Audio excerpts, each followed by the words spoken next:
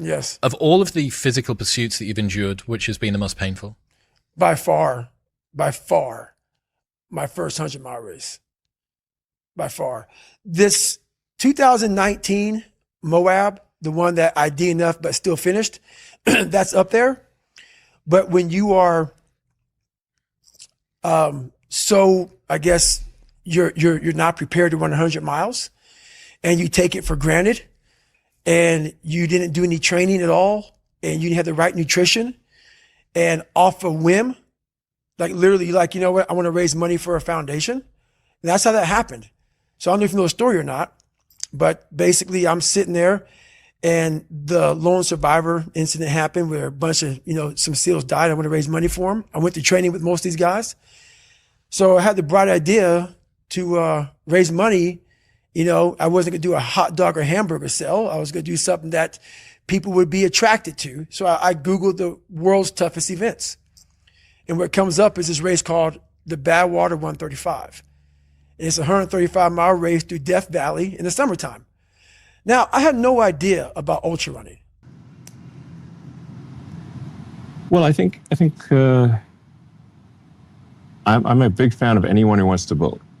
So I think anyone who wants to,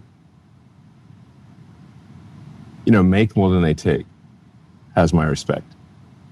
So that's the main thing you should aim for. Aim to make more than you take.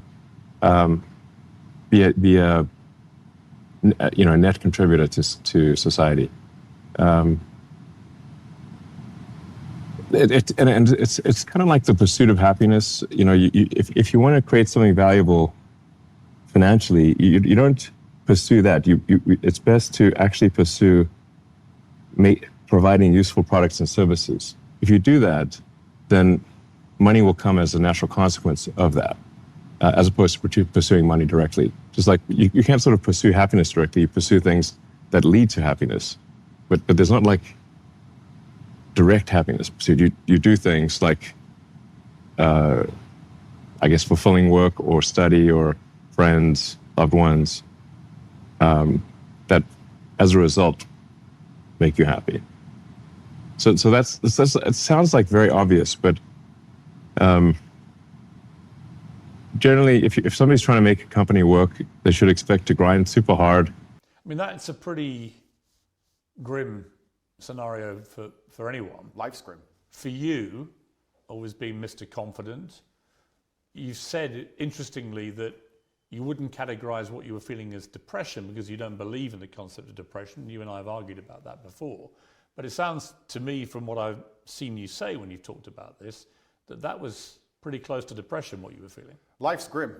And if you want to be a superhero, you have to understand in every single superhero movie, he's losing for 80% of the movie. He's going to suffer for the majority of the movie before he wins at the end. I've always wanted an exceptional life, Piers, and I'm not a coward. And I knew that by telling the truth about certain issues, I was going to pay the price for it. So I won't say that I deserve to be in jail, but I certainly put myself in there by telling the truth to the populace and telling the truth and living. But when you're on your own in that cell, what were you thinking? It's a long time to self-reflect, right? It certainly is. And I think my number one concern when I was in jail, despite the fact that my situation was dire, were my concerns as a man and all the people I have to take care of and my children and my family and the people I pay for and all the people who work for me. And truthfully, I wasn't worried about myself, I was worried about everybody else. And I think that's the true masculine frame. Did you get emotional? Did you shed tears in your cell? You have to learn to cap success.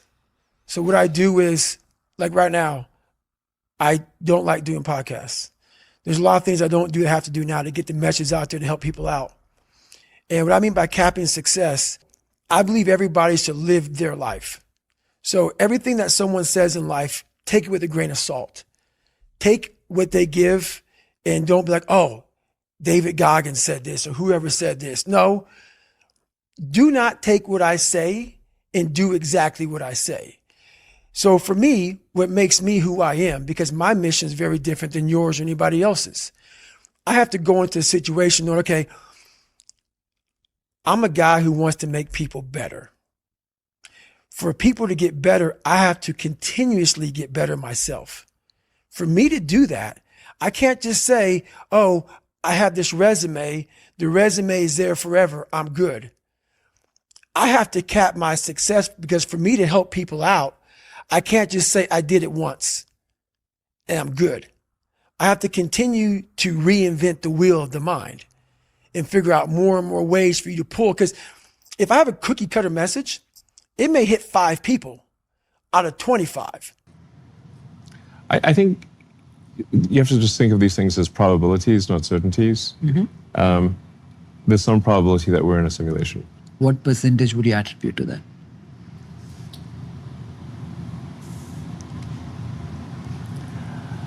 Probably pretty high. I would say it's pretty high. Yeah. Yeah.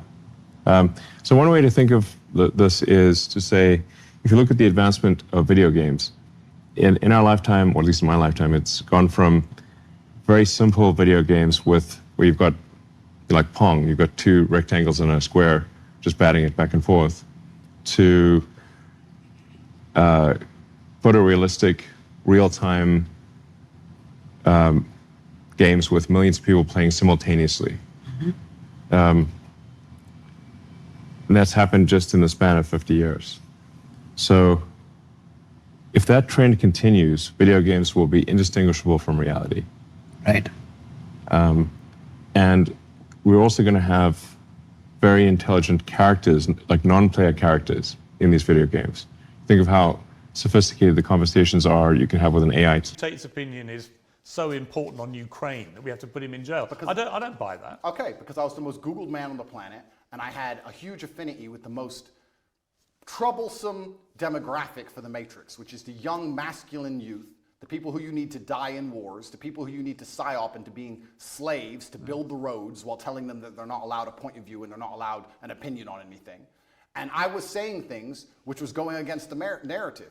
And the Matrix, the way it operates is it uses the MSM to purport lies, to inject slave programming into people's brains so that we live lives which are not good for us but are good for them. And I was sitting there unplugging it. Why would they sit there and say, we've put together this massive psyop, we're going to convince everybody to inject themselves with poison, and we're going to lock everyone in their houses, and it's all a lie, and we're going to let this one guy who everyone listens to. Andrew, it wasn't all a lie. Yes, it was. It wasn't. There was a new novel coronavirus.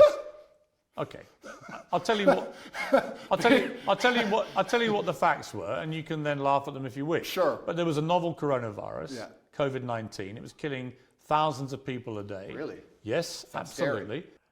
Does that link in with the 1 second decision? Yes.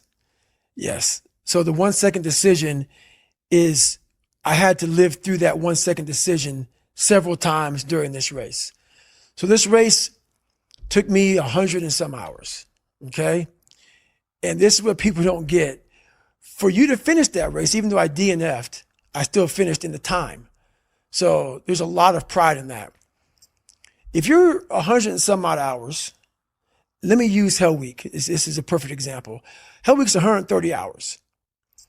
And 130 hours is a lot of seconds. A lot of fucking seconds. And if you lose, let's say you win every second but one, you lost. It only takes 1 second for you to lose the whole thing.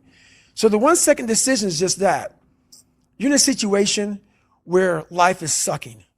Let's say you're in extreme cold water and your life is flashing before your eyes. Every time that wave goes over your head, your thought process is, I got to get the fuck out of this water.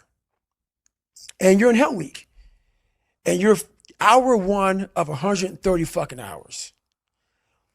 It's all fun and games, okay? Because at the beginning of Hell Week, the guns are going off.